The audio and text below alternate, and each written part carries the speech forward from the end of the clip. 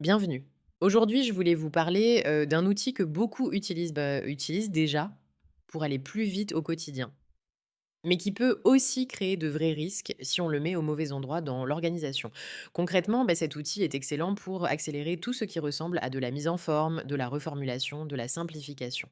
En pratique, un freelance peut transformer des notes brutes en propositions commerciales claires, un chef de projet peut structurer un compte rendu à partir de points clés, une PME peut harmoniser le ton de ses emails de relance ou de ses réponses types.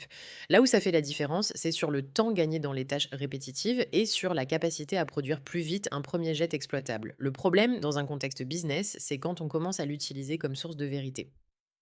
Plusieurs tests récents, relayés par des médias de référence, montrent un point récurrent. L'outil peut produire des informations fausses avec un niveau de confiance très élevé. Des chiffres, des dates, des citations, des interprétations d'actualité, tout peut sembler solide alors que ce n'est pas vérifié. Et opérationnellement, ça peut coûter cher. Une recommandation erronée, glissée dans un dossier, une réponse inexacte côté support client, une note interne qui part sur de mauvaises hypothèses. Ce qui change, c'est qu'il faut le positionner comme un accélérateur de production, pas comme un arbitre des faits, par exemple. En marketing, il peut décliner une page de vente en plusieurs variantes, adapter un message à différents segments, clarifier un argumentaire pour une équipe commerciale. En support, il peut aider à reformuler des réponses, améliorer la qualité rédactionnelle, standardiser des modèles. En process interne, il peut rendre des documents plus lisibles, proposer des trames, préparer des checklists.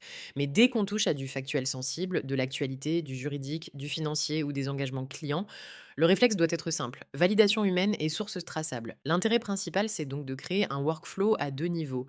Vitesse sur la production, rigueur sur la validation. Vous gardez le bénéfice d'automatisation et de simplification sans transformer un gain de temps en risque réputationnel. Si ce contenu vous aide à mieux cadrer l'usage de ces outils dans votre activité, vous pouvez liker, vous abonner et activer la cloche. On se retrouve dans la prochaine vidéo.